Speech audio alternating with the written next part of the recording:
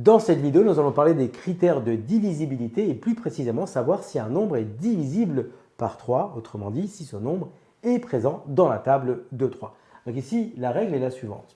Si on veut vérifier que 165, dans le premier exemple ici que nous allons traiter, si 165 est dans la table de 3, donc est divisible par 3, il suffit dans un premier temps d'additionner les chiffres qui composent notre nombre. Donc on va faire 1 plus 6 plus 5 et on va obtenir ici donc 1 plus 6 ça fait 7, 7 plus 5 ça nous donnera 12. Or 12, le résultat obtenu est dans la table de 3 parce que 12 nous pouvons l'écrire comme 4 multiplié par 3, et bien cela signifie que grand A est divisible par 3. Donc A ici est divisible par 3. Ce que nous faisons maintenant avec le nombre B qui est égal à 523. Donc la règle, c'est toujours la même. On va additionner les chiffres qui composent notre nombre et si le résultat obtenu est un nombre qui est présent dans la table de 3, eh bien alors B sera divisible par 3. Vous allez faire 5 plus 2 plus 3. Donc on obtient ici 5 plus 2, 7. 7 plus 3, ça nous donne 10. Or, dans la table de 3, on ne peut pas avoir 10. Et donc ça signifie tout simplement que B n'est pas divisible par 3.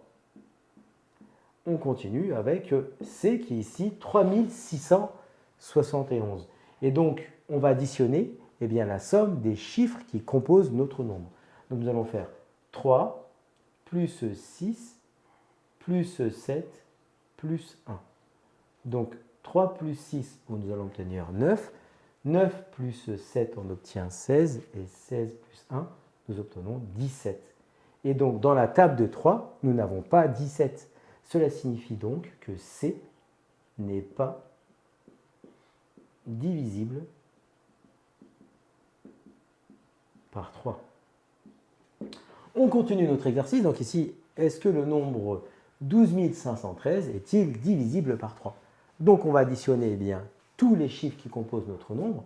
Donc 1 plus 2 plus 5 plus 1 plus 3. Donc ici 1 plus 2, nous avons ici 3. 3 plus 5, ça nous donne 8. 8 plus 1, ça nous fait 9. Et 9 plus 3, nous obtenons à nouveau ici 12. Or 12 est présent dans la table de 3 parce que ici, nous savons que 4 multiplié par 3 est égal à 12. Et donc cela signifie que D est alors divisible par 3. Donc D est divisible par 3. Pour le dernier exemple, nous avons ici 141 802. Donc on va additionner les chiffres qui composent notre nombre. Donc 1 plus 4 plus 1 plus 8 plus 2.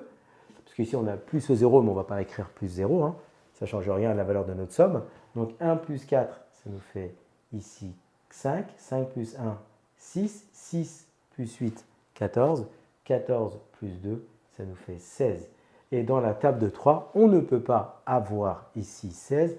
Donc ici, tout simplement, F n'est pas divisible par 3. Comme tu as kiffé la vidéo et que tu veux des bonnes notes en maths, alors tu mets un pouce bleu, tu t'abonnes à notre chaîne, tu poses un commentaire, on y répond sans problème. Ensuite, on t'embarque avec nous sur g20enmaths.com. Des exercices corrigés, des détails de ouf avec ça. Plus d'excuses pour pas avoir de bonnes notes en maths. Et bien sûr, rendez-vous sur nos réseaux sociaux.